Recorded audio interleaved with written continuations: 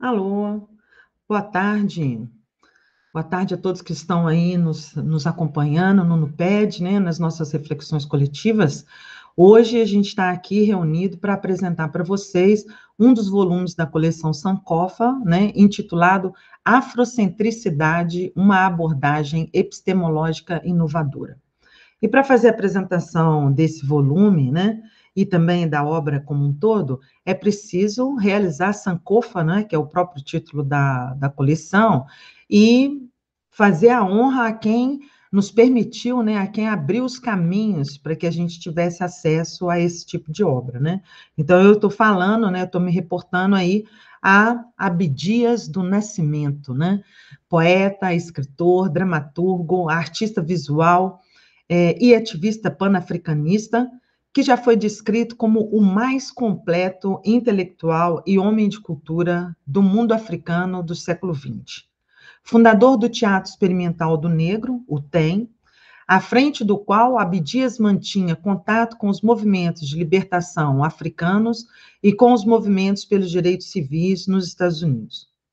Pouco depois de inaugurar a exposição do Museu de Arte Negra, Abdias do Nascimento viajou aos Estados Unidos com o apoio da Fundação Fairfield, com o objetivo de realizar intercâmbio entre os movimentos norte-americano e brasileiro de promoção dos direitos civis e direitos humanos da população negra. Alvo da repressão policial no regime militar, ele não pôde retornar ao Brasil em razão das medidas ditatoriais do Ato Institucional número 5, o AI-5, promulgado em dezembro daquele ano. Durante 13 anos, Abdias viveu no exílio nos Estados Unidos e na Nigéria. Participou de inúmeros eventos do mundo africano e em outros organizados pelas entidades afro-americanas dos Estados Unidos. Assim, ele introduziu a população negra no Brasil ao palco da história africana mundial. Até então, os eventos internacionais africanos não incluíam quase nenhuma representação da América Central ou do Sul. Abdias do Nascimento participou na Jamaica, em 1973, da reunião preparatória do 6º Congresso Pan-Africano, que ocorreu na Tanzânia em 1974, participou do encontro sobre alternativas do mundo africano e do primeiro congresso da União de Escritores Africanos em Dakar, em 1976. Também participou do primeiro e do segundo Congresso de Cultura Negra das Américas, na Colômbia, em 1977, e no Panamá, em 1980. Neste último, foi eleito vice-presidente e coordenador do terceiro Congresso de Cultura Negra das Américas. Retornando definitivamente ao Brasil, em 1981 fundou o IPEAFRO, Instituto de Pesquisa e Estudos Afro-Brasileiros, e organizou o terceiro Congresso de Cultura Negra nas Américas, que foi realizado em São Paulo em 1982, e o Seminário Nacional sobre 100 anos de luta da Namíbia pela independência, que foi realizado no Rio de Janeiro em 1984. Estes eventos foram as primeiras oportunidades, né, de contato com intelectuais, pensadores, cientistas, né, de toda a ordem, de todo o campo disciplinar, né, de vários campos disciplinares, tanto afro-americanos, afro-cubanos, afro-europeus, né, e africanos de vários países do continente, né.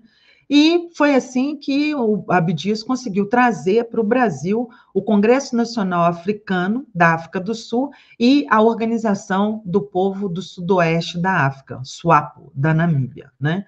O relatório deste congresso, né, que foi realizado no Brasil com essas duas entidades, realizado em língua portuguesa, foi publicado nos volumes 1 e 3 da revista Afrodiáspora, que foi criada em 1983. Era uma revista bilíngue, né, publicada em inglês e em português, é, em 7 volumes, né? Tem 7 volumes dessa revista, de 1983 a 1987.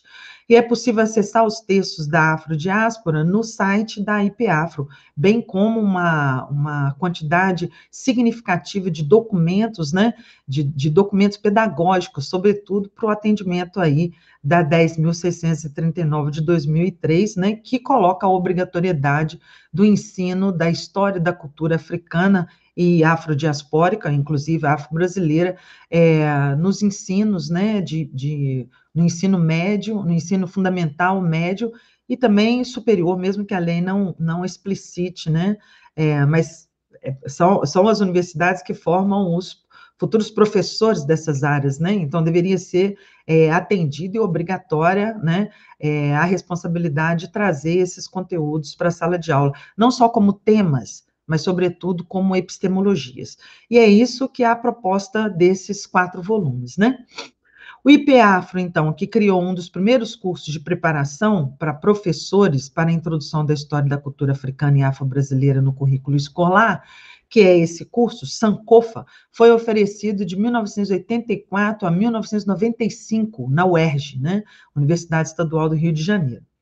O conteúdo está lá, publicado na Diáspora, e depois, em 2008, a Elisa Larcan Nascimento, né, que é uma cientista política norte-americana e que também é, né, foi a segunda esposa do Abdias do Nascimento, organizou a obra, né, e os volumes. São 4 volumes interligados uns aos outros, né? Então, há uma sequência de abordagem desses conteúdos.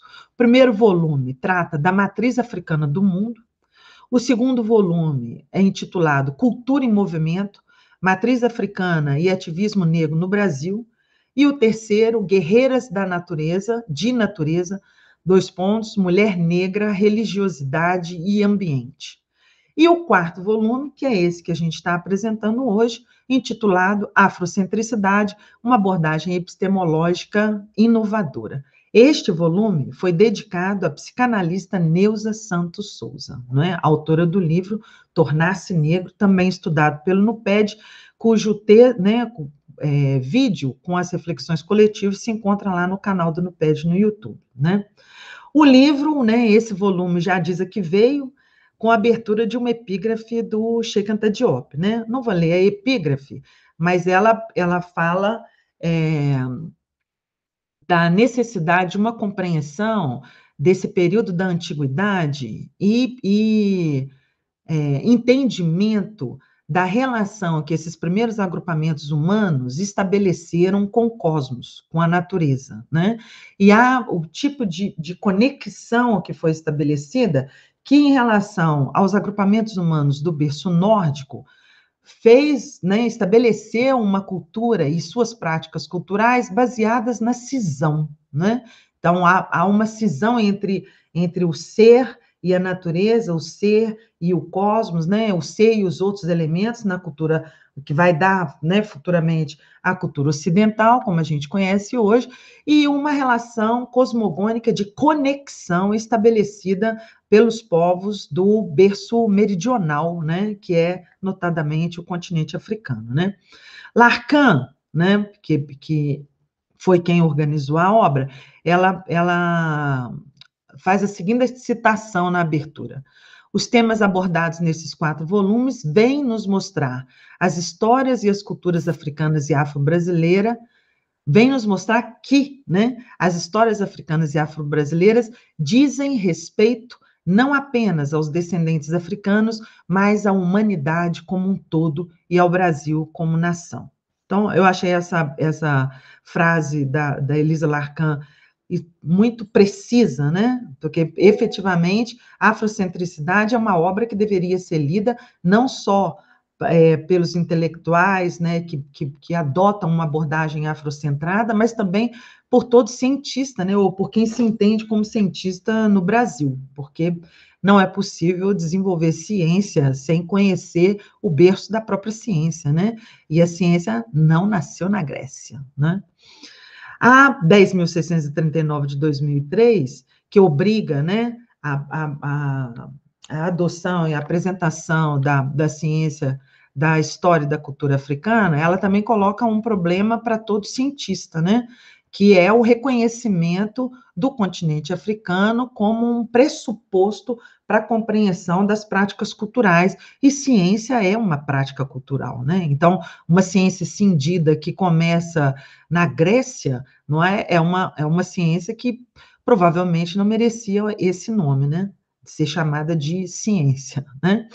E a própria obra, a própria organização da obra Afrocentricidade é um roteiro, né? Então há um roteiro na elaboração dos conteúdos, volumes da coleção Sankofa, e há um roteiro metodológico, eu diria, na abordagem das partes do último volume, que não por acaso é o último volume, né? Como abordar todo o conhecimento, né, todo o conteúdo apresentado nos volumes anteriores, a partir de uma reflexão metodológica e científica, né? Então, a obra abre assim, com a primeira parte, os antecedentes, né? Então, o primeiro antecedente é a abordagem afrocentrada, a história e a evolução, né? O autor é o Charles Finch, terceiro, e a própria Elisa Larcan.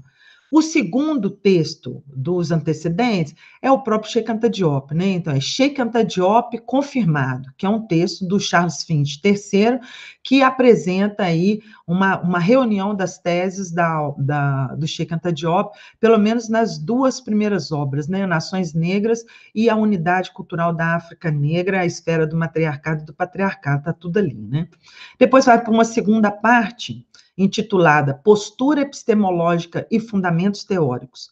E ela é dividida assim: afrocentricidade, notas sobre uma posição disciplinar, com o Molefi Assante. Um segundo texto, a afrocentricidade como um novo paradigma, da Ama Mazama. Um terceiro texto, Teoria Crítica Africana, do Rayland Rabaka.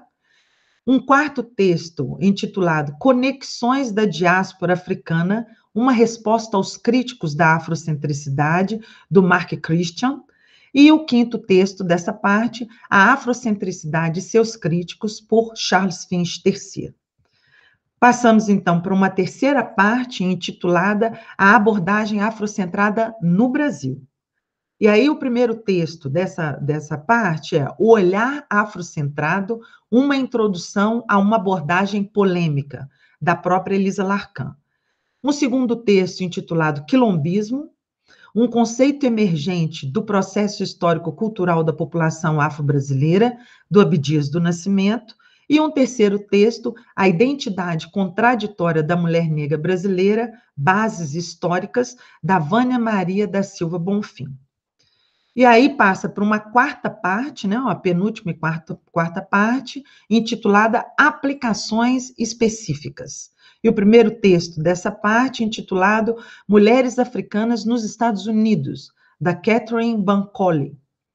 Um segundo texto intitulado Chiku Cheti, né, posso estar pronunciando errado aí, Retomando e reapropriando um foco psicológico afrocentrado, do Wade Nobles.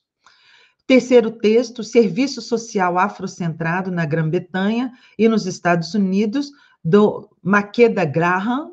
E o último, O Rabequista e a Festa, uma crítica africana à educação multicultural nos Estados Unidos.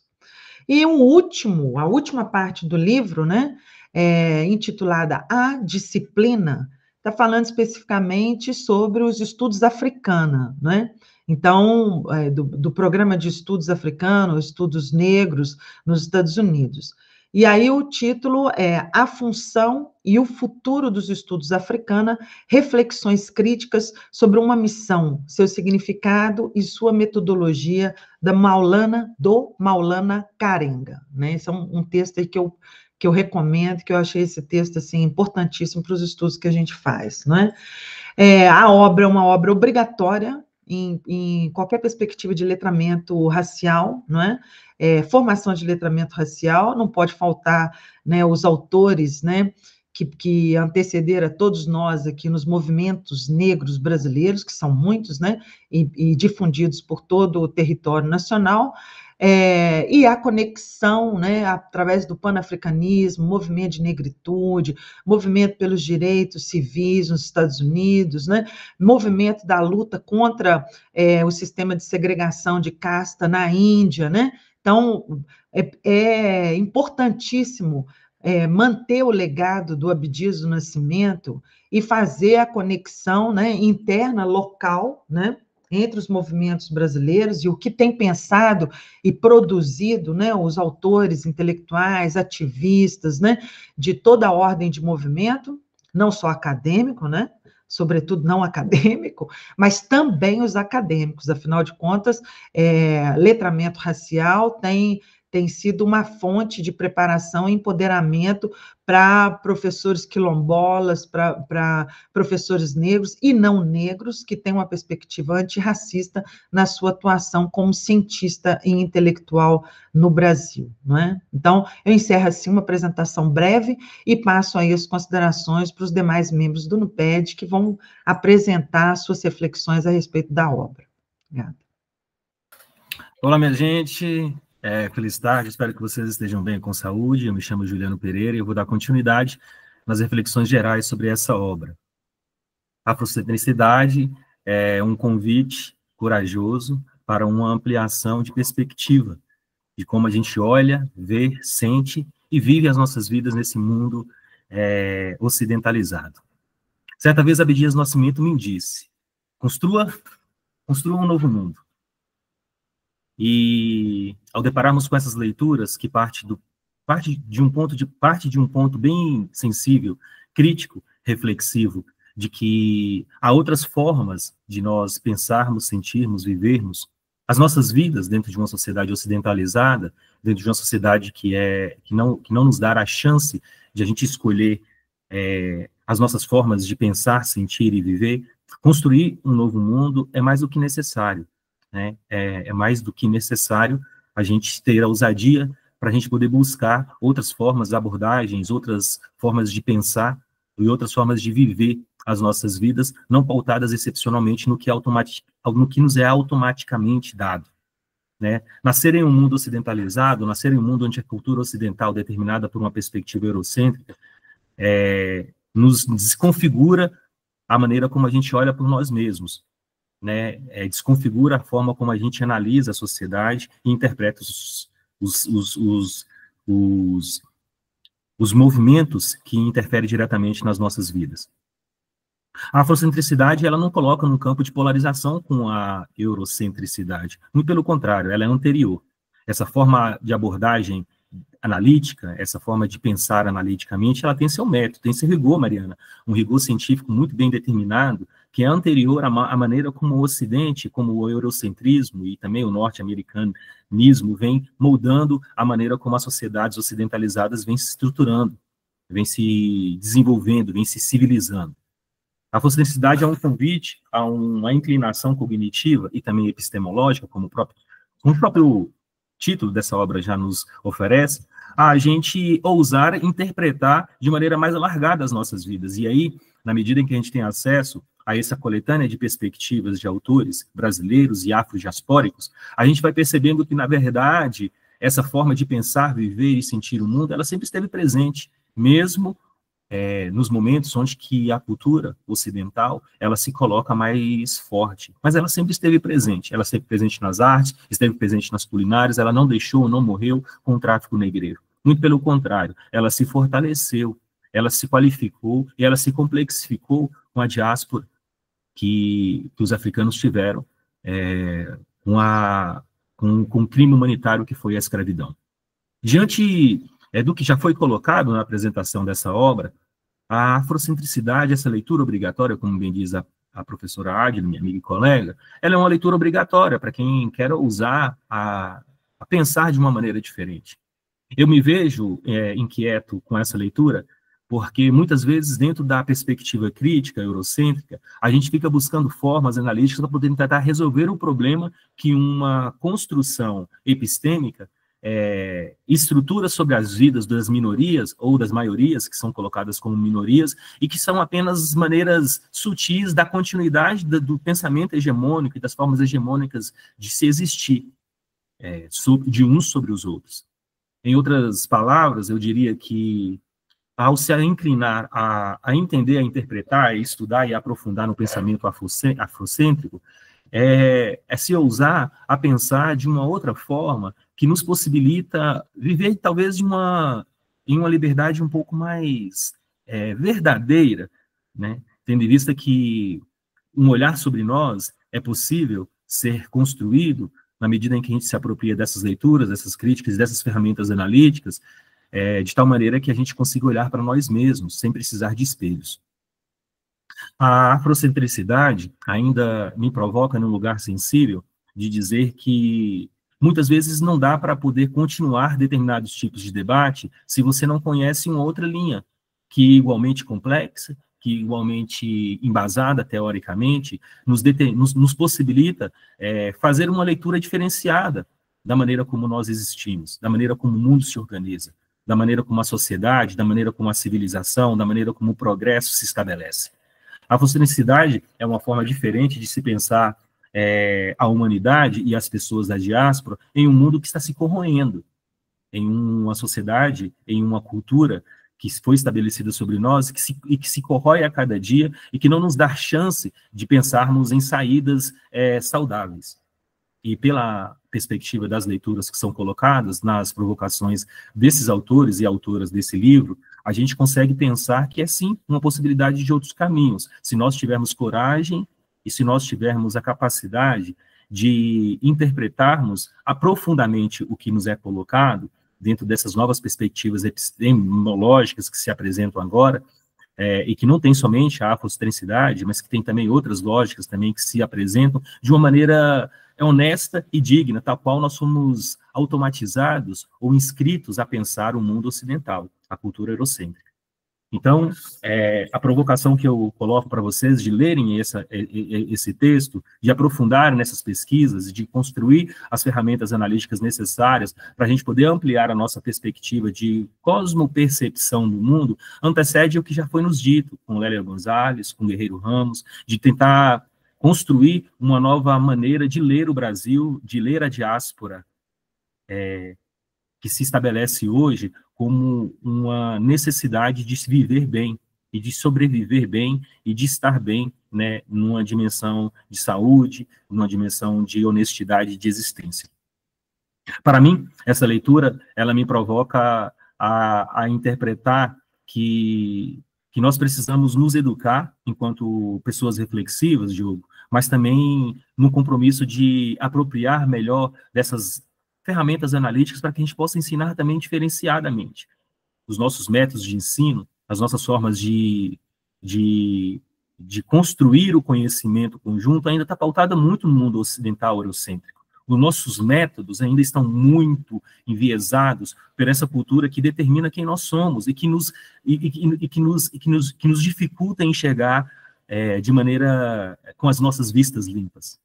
Eu trago uma perspectiva metafórica de que o meu olhar vai sendo corrigido das minhas miopias, dos meus estigmatismos, da minha falta de visão, quando eu vou me apropriando dessas novas formas analíticas, Brenda, que possibilita olhar para mim de uma maneira mais sensata e de uma maneira mais honesta.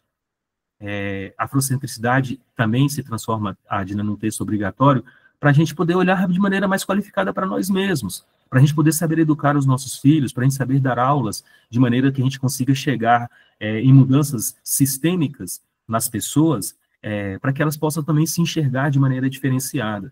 O espelho que a cultura ocidental nos dá para poder refletir a imagem que a gente se vê com as análises, com as ferramentas eurocêntricas, ele nos distorce.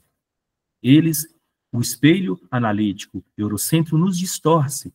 Ele não nos deixa nos enxergar na nossa potencialidade. E na medida em que a gente vai se aproximando de pensadoras e pensadores, de métodos de transferência de conhecimentos, de métodos de ampliação do saber, que não estão associadas especialmente a uma cultura que é predadora, que é colonial, que é escravocrata, e que se mantém ainda sobre nós, nos disputando, nos colocando em ranking de humanidade, a gente consegue vencer o espelho distorcido de nós mesmos.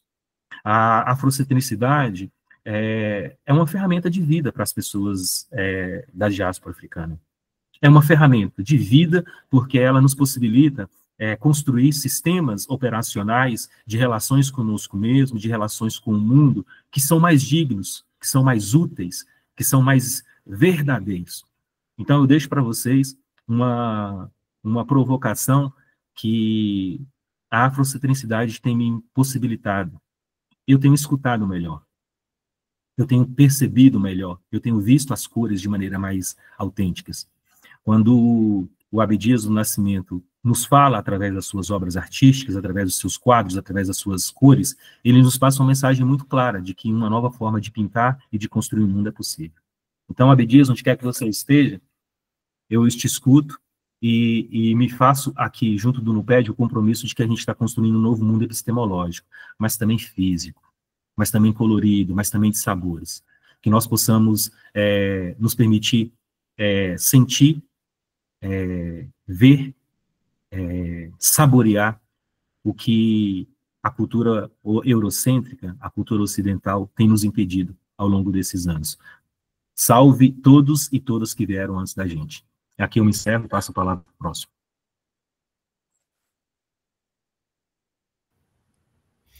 É muito bonito e emocionante ouvir aqui as palavras do Juliano. Ele trouxe uma palavra que me marcou muito, né, que é ousadia. Ousadia é uma palavra interessante para elogiarmos, né, a proposta da afrocentricidade. E eu trago também mais uma palavra, né, que é esperançar, lembrando também do Nego Bispo, né? Então, a afrocentricidade é esperançar um outro mundo, né? Um mundo mais justo, um mundo com menos desigualdade socioeconômica. E ler o livro, ler os textos aqui, né, com esse grupo do NUPED, foi super importante para mim, pessoalmente, né, para as minhas reflexões na minha vida pessoal, mas também foi importante para o desenvolvimento da minha pesquisa. A minha pesquisa de mestrado é sobre a experiência do viajante afro-brasileiro para países do continente africano, e isso está muito relacionado com essa nossa busca, essa nossa reflexão, com essa proposta da afrocentricidade.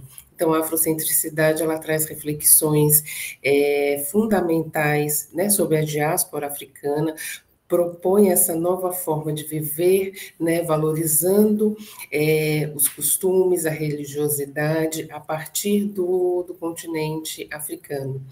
E o resultado da minha pesquisa, ela mostra esse crescente interesse dos afro-brasileiros ou dos afrodescendentes em conhecer o continente africano, né, em sair dessa perspectiva eurocêntrica, né, dos livros, dos relatos de viagem, porque nós até então estávamos sempre nessa posição de só ouvir o que os viajantes brancos nos contavam sobre a África, sobre os países, e agora aos poucos nós estamos tendo esta oportunidade de também realizar essas viagens. É sempre uma viagem muito custosa, né? Você tem também, a gente precisa pensar nessa questão econômica, e a afrocentricidade, ela nos fortalece na nossa luta e na nossa busca, né? Então, esses são pontos que eu considero que sejam importantes, né? E um outro ponto também que me chamou a atenção, lendo os livros e aqui nas nossas conversas, foi essa importância de conhecer sobre a história da África antes da chegada dos exploradores, né? Porque já tinha e tem uma história e que tem sido, infelizmente, apagada, mas com a proposta da afrocentricidade, isso fica cada vez mais nítido, né? Essa nossa retomada, né? Essa sankofa, olhar o passado, mas olhar o passado antes dessa chegada dos exploradores europeus. E um outro ponto que ficou também muito forte para mim, lendo, né, os textos sobre a afrocentricidade, foi essa proposta de quilombismo do Abdias de Nascimento, né, que dialoga muito com essa proposta, né, e o quilombismo é esse movimento, né, o Abdias traz, né, precisamos nos movimentar, que é o que nós estamos fazendo aqui, né, e o Estado Nacional quilombista, que é uma das propostas do Abdias, é isso, é promover a felicidade do ser humano e uma economia de base comunitária, e é nisso também que eu acredito. Então, esse nosso encontro, esse nosso movimento aqui, que acontece uma vez por semana, mas acredito e sinto que nós estamos fazendo o que eu chamo da nossa revolução silenciosa, e agradeço por estar aqui com os nossos encontros. E assim encerro as minhas considerações finais. Olá a todas, todos e todes. Também estou muito feliz por, nesse momento, compartilhar, né, essas reflexões com aqueles que estão nos assistindo, né, pelo canal do YouTube, pelas redes sociais, mas também, especialmente, com os colegas que a gente vem travando essa luta e essas reflexões, esse espaço de resistência com essas leituras, né? Então, eu inicio a minha fala compartilhando uma reflexão extraída do capítulo O Rabequista e a Festa, escrito por Asa Hilliard III, presente, né, na obra anteriormente tão bem apresentada, né, tanto pela Adna como pelo Juliano. No meu entender, esse texto vai além da crítica à educação multicultural nos Estados Unidos. Ele nos convida a repensar profundamente o que entendemos por inclusão, por escuta, por respeito aos saberes africanos.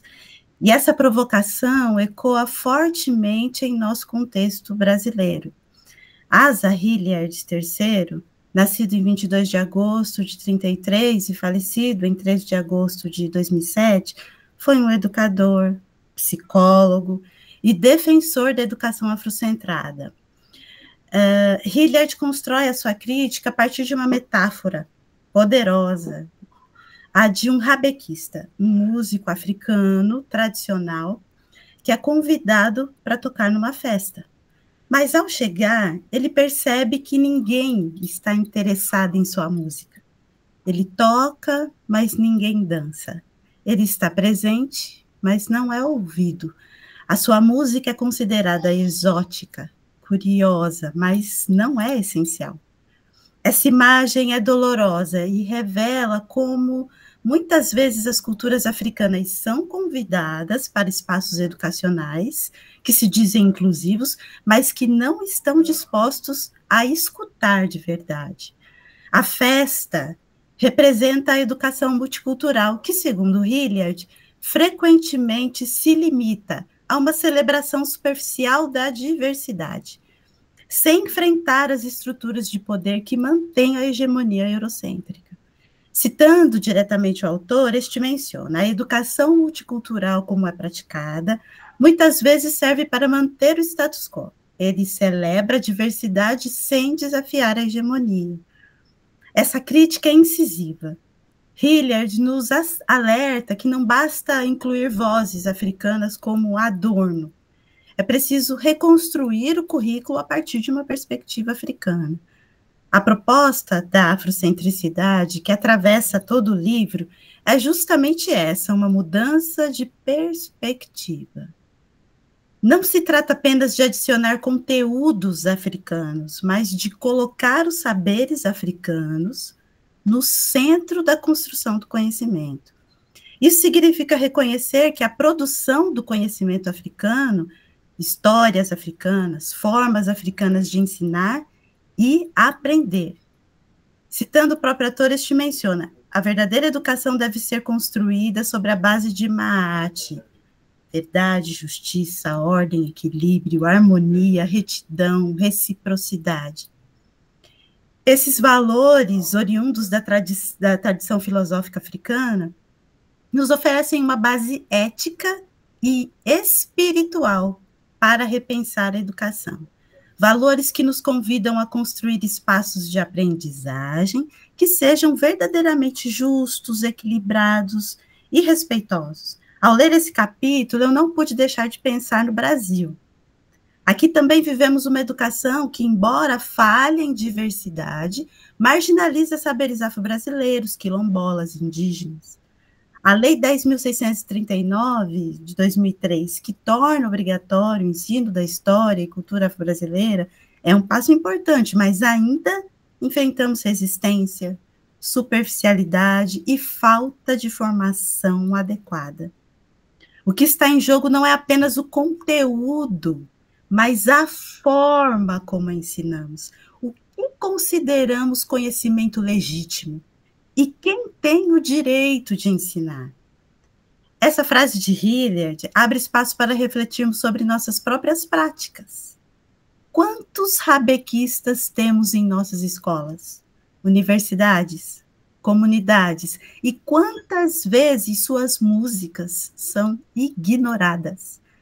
Eu deixo aqui um convite, que sejamos capazes de ouvir o rabequista, que nossas festas, nossas salas de aula, nossos currículos, nossas práticas pedagógicas sejam espaços onde a música africana não apenas toque, mas inspire, transforme, conduza. A música do rabequista é profunda, é ancestral, é capaz de curar. Mas para isso precisamos aprender a escutar com o coração e com a alma. A afrocentricidade, como propõe Hilliard, não é apenas uma mudança de conteúdo, mas uma mudança de consciência. Que possamos escutar com o coração, dançar com respeito e transformar com coragem. Assim encerro as minhas considerações. Um grande abraço. Boa tarde a todos. Não vai ser possível, né, a gente fazer uma retrospectiva do quão intenso e profundo foram os debates, né, aqui no PED a cada semana, mas eu queria ler um trechinho do Abdias Nascimento, que ele fala do legado que nos foi deixado, né, pelos quilombolas dos séculos passados, né? Século XV, XVI, XVII, XVIII e XIX. Eles nos deixaram um legado, um patrimônio de prática quilombista. Cumpre aos negros atuais manterem e ampliarem a cultura afro-brasileira de resistência ao genocídio e de afirmação da sua verdade. Método de análise, compreensão e definição de uma experiência concreta, o quilombismo expressa a ciência do sangue do escravo, do suor que os africanos derramaram como pés e mãos edificadores da economia deste país. Um futuro de melhor qualidade para a população afro-brasileira só poderá ocorrer pelo esforço enérgico de organização e mobilização coletiva, tanto da população negra, como de suas inteligências e capacidades escolarizadas para a enorme batalha no fronte da criação teórico-científica. Eu acredito que, a partir dos intelectuais que nós lemos aqui no NUPED, nós não apenas lemos, né? Nós vivenciamos esses intelectuais, a sabedoria deles, o direcionamento. E aí, quando a gente começa a ler Abdias Nascimento, Lélia Gonzalez, Clóvis Moura, Neuza Santos e tantos outros que a gente teve o prazer de conhecer aqui, a gente entende que esses intelectuais negros, eles abrem um novo caminho, né? Eles descortinam um caminho para que a gente possa se autoconhecer. E aí, a partir do Sankofa, que é essa reconexão, essa busca, eu acredito que a história que está sendo construída cotidianamente pelo grupo social negro e indígena é uma história de muita glória, de muita verdade, de muita força, né? De valorização do ser humano, de valorização de práticas ancestrais, da oralidade e do ser humano. E aí a gente entende que o principal foco do NUPED, ele acaba, eu sempre falo que o NUPED é onde que a gente se destrói, se constrói, se reconstrói, e é esse movimento Sankofa, é o movimento da gente olhar para dentro, olhar para os nossos entes, para os nossos ancestrais, para a nossa história, para a nossa vida, para quem nós somos, e seguir aquilombando, e seguir agrupando e fortalecendo, e desconstruindo tantos conceitos que foram empurrados, né, para a gente goela abaixo, e que foram conceitos que serviram muitas vezes para silenciar, né, nossa voz interior, para silenciar nosso conhecimento, para tentar ofuscar o brilho, né, da nossa ancestralidade. E são conceitos que eles estão sendo questionados, eles estão sendo... É uma coisa que a gente faz no PED, um exercício, né, de desconstrução de mitos, né, de conceitos que são tidos como consolidados, e que a gente chega aqui e desconstrói isso tudo e constrói uma verdade que é a nossa verdade, né? Não é essa verdade que, quando Abdias fala aqui, né, de resistência ao genocídio, a afirmação da sua verdade, né? A nossa verdade, ela é construída e ela é fortalecida e ela é disseminada a partir desse exercício intelectual que a gente faz, né? A partir de tantas obras que a gente tem lido, os encontros de cada livro, de cada autor, de cada texto, sempre foi muito intenso, sempre foi muito profundo, e permitiu debates que nos fizeram ir além, né, do que nós pensávamos e do que a gente acreditava ser a verdade, né, que é posta para a gente desde sempre. Então, eu queria só mesmo agradecer a coisa, a gente está concluindo, mas, assim, aquela sensação de trabalho feito, né? Aquela sensação de estar finalizando um livro que vai finalizando, mas deixa a gente muito melhor e muito maior do que éramos quando começamos a ler essa obra, né?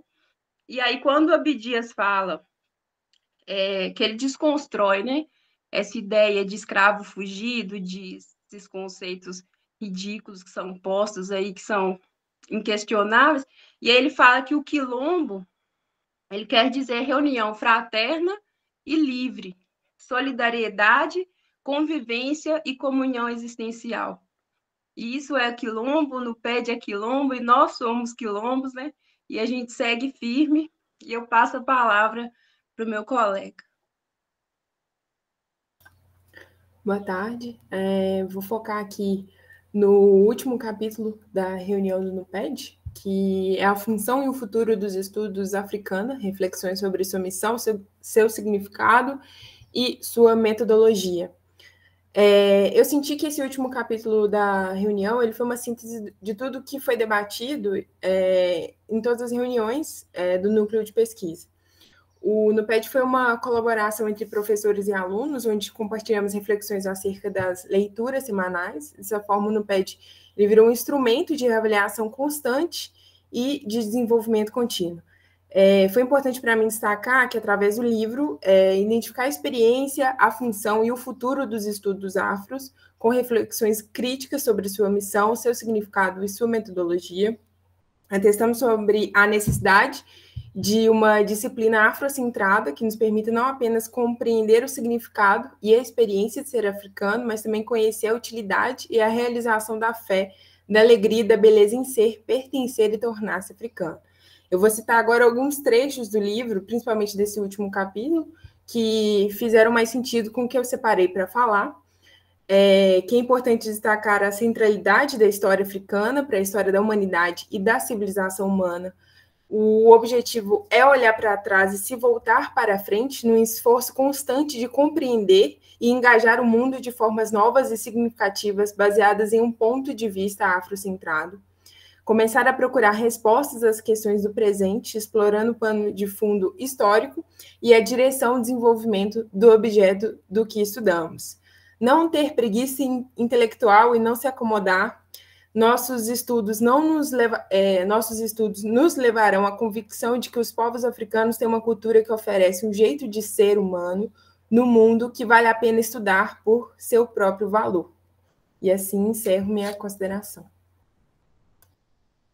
Boa tarde, pessoal. Eu inicio minhas considerações dizendo, né, eu achei o livro muito interessante, ele traz diversos assuntos importantes. O livro, ele apresenta, né, a afrocentricidade, ele traz essa proposta de desocidentalização no imaginário social. Igualmente a Ellen e também a Margarete falou, eu também gostei muito do texto Quilombismo, um conceito emergente do processo histórico-cultural da população afro-brasileira.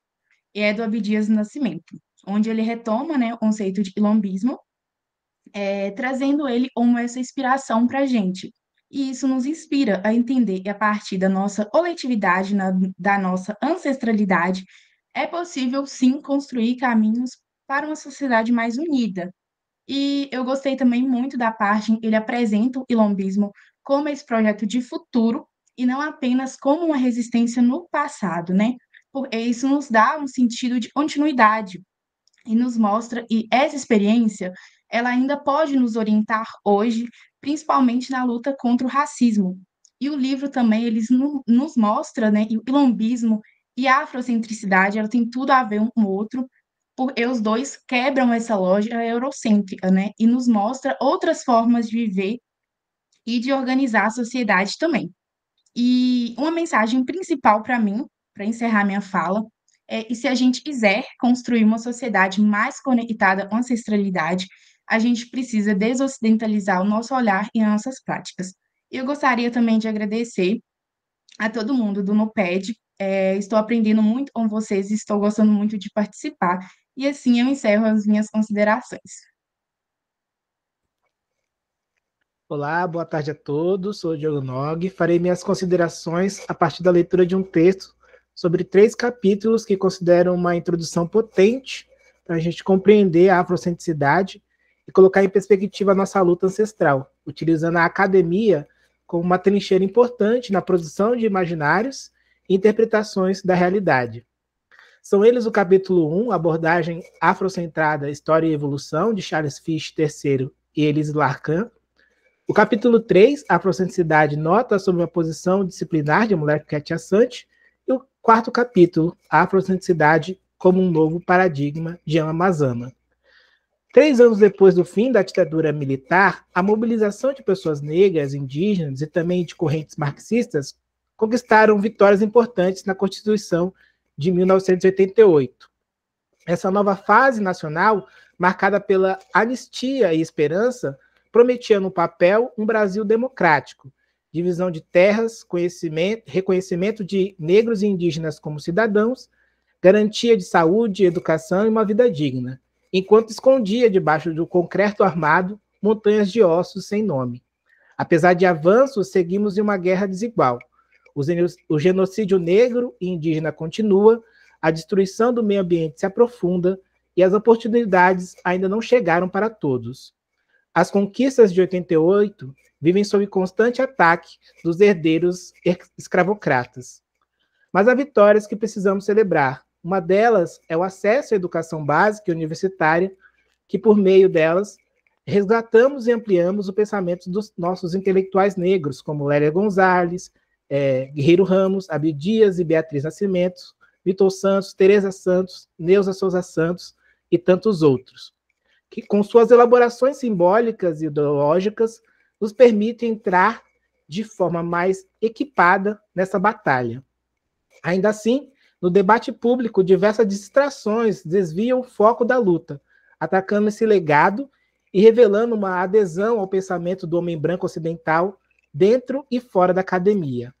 É nesse cenário que o livro Afrocentricidade, uma abordagem epistemológica inovadora, se torna fundamental.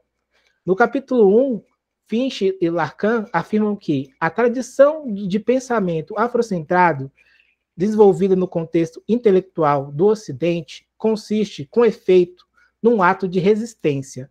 Ligada intimamente ao panafricanismo, ela se constitui na tecidura das ligações entre continente e diáspora ao protagonizar essa resistência.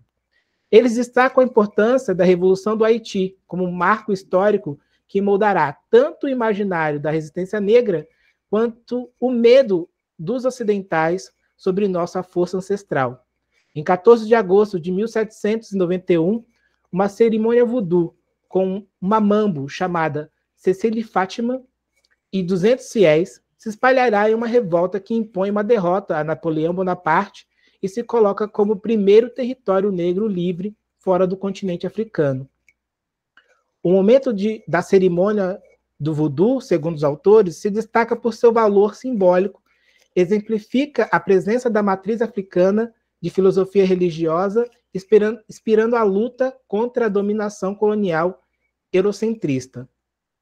Os autores destacam uma problemática recorrente. À medida que os intelectuais afrodescendentes formados na academia ocidental se afastam de suas matrizes culturais de origem, podem assumir um discurso eurocentrista com relação a elas.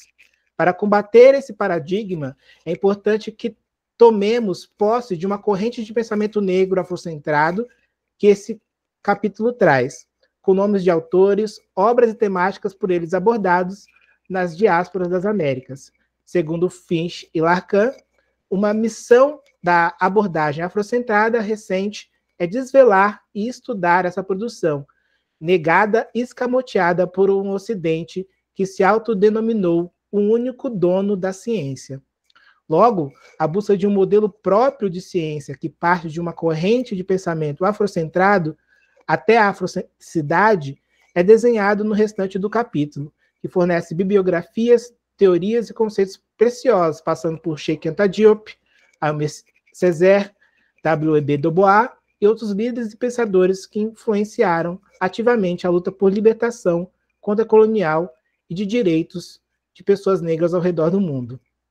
Avanço agora para o capítulo 3, Afrocentricidade, nota sobre uma posição disciplinar de Molefe Assante, em que explica essa proposta epistemológica e suas potencialidades para interpretar o mundo com o objetivo de produzirmos uma forma de viver alinhada à natureza, à preservação de todas as vidas, o combate às injustiças que assolam nossa existência. Apesar de criada em 1980 por Assante, a afrocentricidade se conecta a uma corrente dissociada da hierarquia de conhecimento ocidental, e suas bases são, como demonstra no capítulo 1, criada por uma tradição de pensamento distinta, que vem desde conceitos do berço africano, da civilização, desenvolvido por Cheikh Anta Diop, passando pelas revoltas, movimentos abolicionistas, as revoluções africanas, as lutas por direitos civis nas Américas, até que se aproveitando das contradições do capitalismo estadunidense para organizar e fortalecer uma base sólida dos estudos africanos. Se mostra mais que necessário nos dias atuais, em uma academia que vive a ampliação da decolonialidade e se pretende aberta a novas epistemologias, diferente do decolonial, no entanto, a afrocentricidade não é uma leitura de cima para baixo, mas sim um paradigma horizontal e espiralar. Um princípio importante para a afrocentricidade é adotar o ser africano não como um conceito geopolítico, genético ou histórico, mas, sobretudo, como uma posição política de enfrentamento do pensamento anti-humanos e anti-africanos. Logo, ser africano / afrodiaspórico, dentro da afrocentricidade, não depende unicamente da pigmentação, fenótipo ou localidade em que o sujeito nasce, mas também de suas ações em busca da liberdade humana e resistência contra o deslocamento da centralidade africana, não se propondo universal, nem um novo eurocentrismo, mas uma posição de análise da realidade e da ciência, ao se aproximar de questões referentes ao continente africano e seus descendentes ao redor do globo. Assim, afirma Assange, ser afrocentrista é reivindicar o parentesco com a luta e perseguir a ética da justiça contra todas as formas de opressão humana.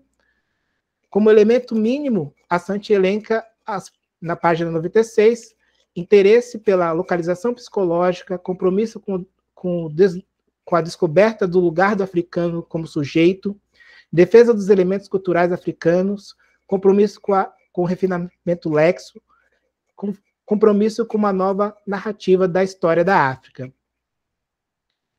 Para finalizar minha fala, destaco a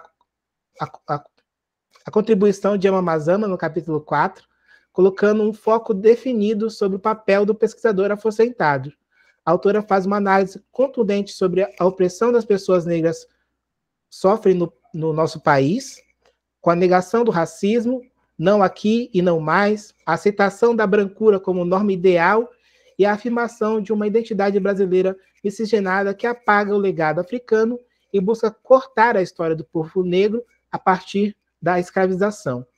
Mazama salienta que qualquer ideia, conceito ou teoria, por mais neutro que se afirme ser, constitui o produto de uma matriz cultural e histórica particular, e que, por uma perspectiva afrocêntrica, nunca se produz o conhecimento por si mesmo, mas sempre em função da libertação dos africanos.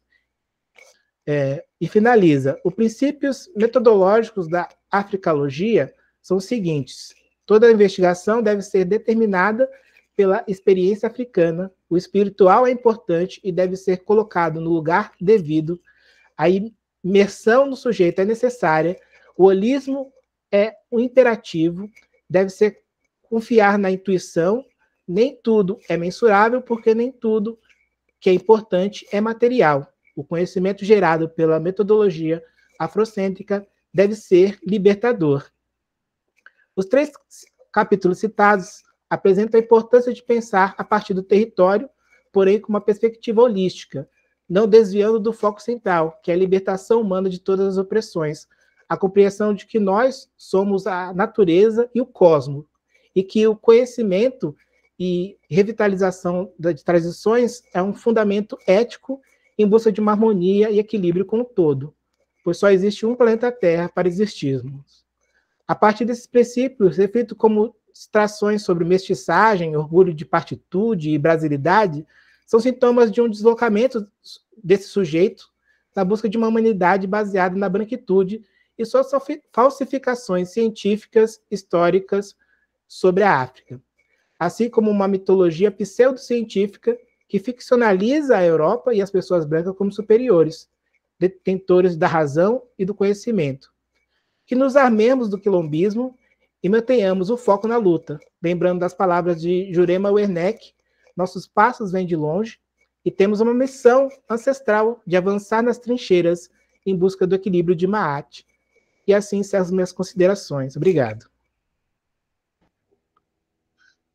Bom, a partir das considerações que foram realizadas até agora, é possível perceber a riqueza dessa obra, não é? Ela demorou para ser lida, para ser estudada por nós, porque ela mexia com a gente o tempo todo, mexia com algumas convicções dadas pela cientificidade ocidental, notadamente europeia, que a gente é imbuído, né?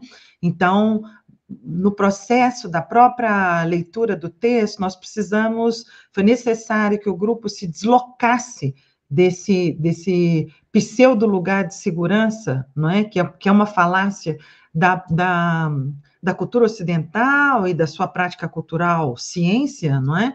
Para conseguir perceber uma outra lógica de cultura, uma outra lógica de viver, uma outra lógica de ciência, não é? Então, nas considerações, o livro ele merece considerações em cada um desses capítulos, daria uma reflexão gigantesca, entendeu? Mas dizendo assim, em diálogo, né, com os meus colegas, minhas colegas, né, eu acho que o que a Jerusa trouxe fundamental, fundamental. A gente observa para todo lado algumas escolas dizendo, mas a gente não sabe como realizar e atender a obrigatoriedade da 10.639. Aí você olha para os cursos de licenciatura nas universidades brasileiras e uns atendem, outros não, e alguns que atendem ainda estão no nível da superficialidade, como bem apontou a Jerusa. E é uma ideia de trazer conteúdos, né? Trazer conteúdos. Mas só os conteúdos, quando eles não são compreendidos, interpretados dentro de uma lógica cultural de origem, no caso africana, eles passam por uma segunda violência. A primeira violência é não ter o acesso à população negra brasileira, né? Falando especificamente do Brasil agora, não ter tido acesso, né, à verdadeira história, né, dos povos africanos. Não estamos falando de países, estamos falando do período autóctone, né, antes do processo das invasões europeias, da colonização, da escravização, né? Então, essas culturas, que são culturas que compõem o nosso modo de ser no Brasil, né, e da maioria da população, porque somos maioria numérica de população, somos minoria em termos políticos, né, de poder, mas somos maioria enquanto número, né, enquanto quantidade. E nos foi sequestrada essa cultura, nos foi sequestrada o berço, né, das reflexões teóricas, filosóficas, científicas, religiosas, históricas, artísticas, não é? E que a gente teria direito, né, a todas elas. Então, completando, né, aí contribuindo para as reflexões já muito bem feitas pelos meus colegas e colegas, eu queria chamar a atenção para esse ponto que o Diogo acabou de citar, que é uma educação holística, uma ciência holística, não é? Não dá para fazer ciência sendo disciplinar. Essa noção de disciplinaridade cartesiana, positivista, não é? Ela é extremamente limitante e os resultados dela são tão limitantes como a própria metodologia, não é? Então, reportando aí ao último texto do capítulo do Maulana Karenga, ele fala que uma educação afrocentrada, uma educação nos pressupostos dos estudos africanos, deveria contemplar esses sete temas, né?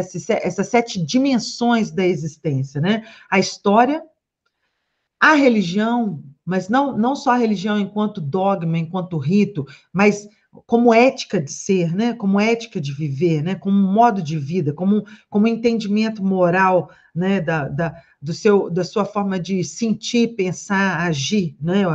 Isso que ele está chamando de religião, né? A organização social, não é?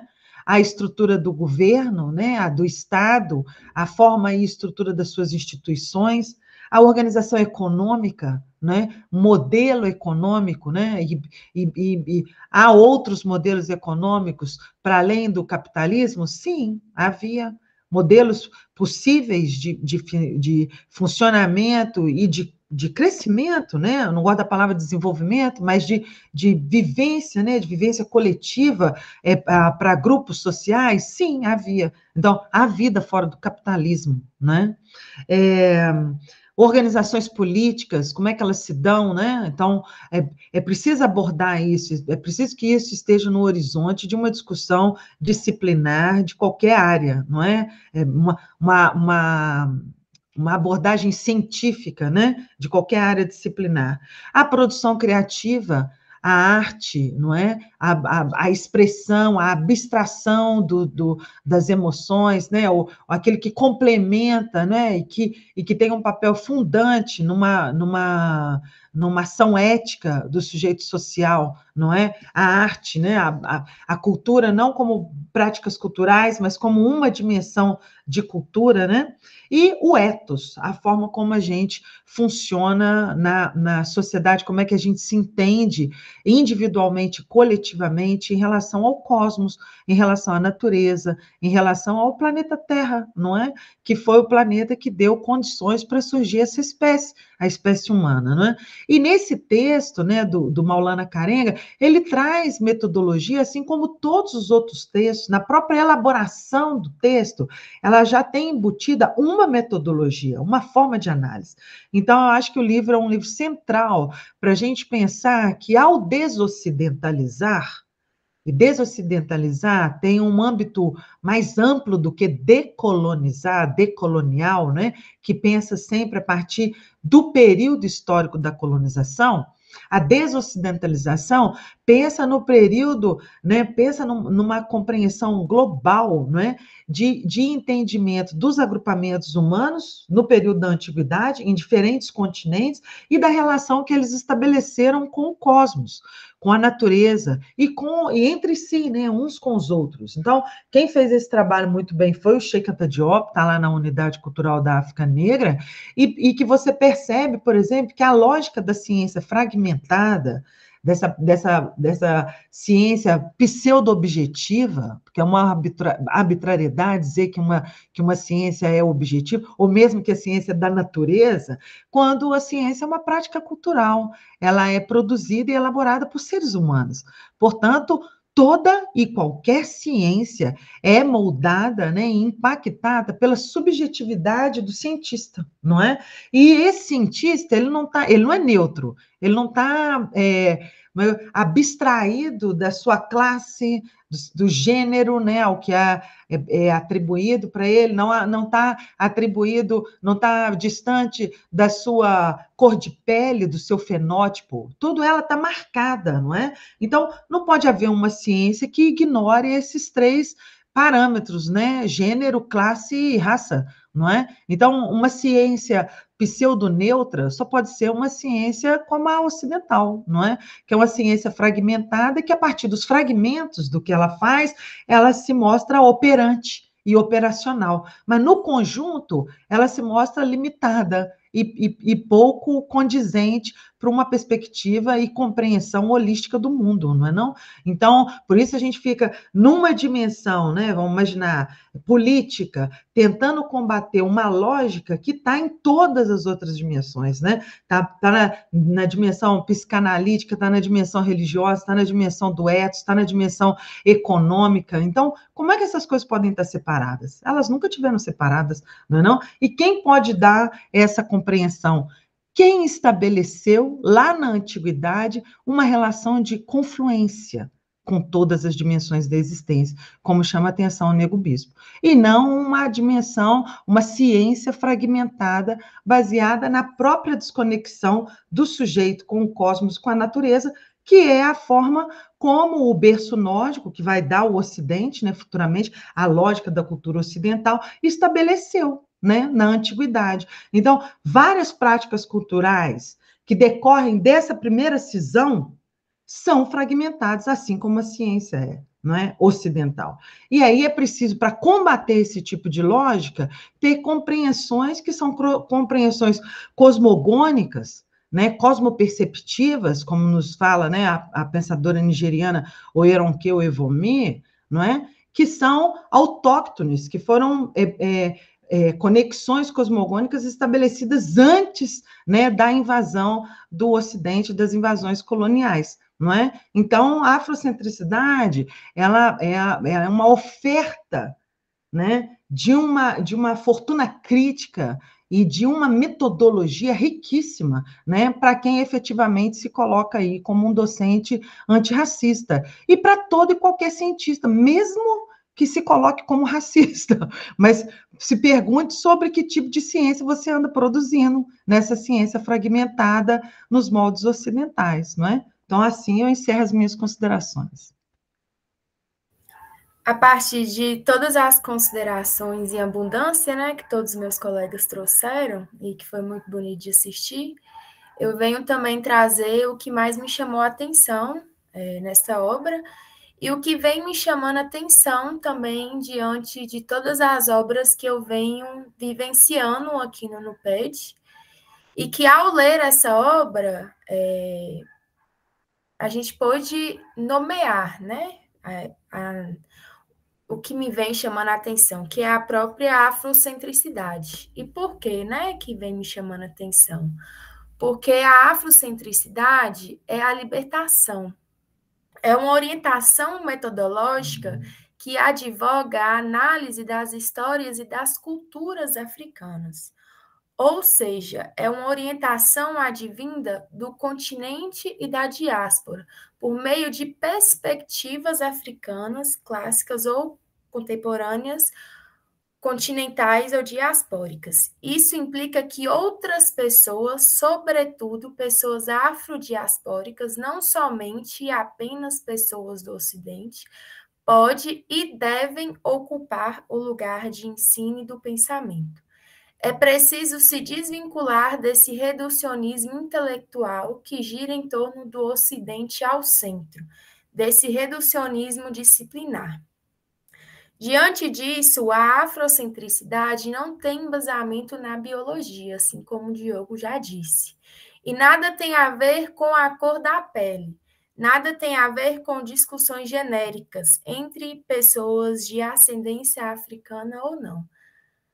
Não deve ser difundida com teorias melanistas, as quais são biologicamente determinadas, reacionárias e, portanto, perigosas às pessoas africanas e a toda a humanidade.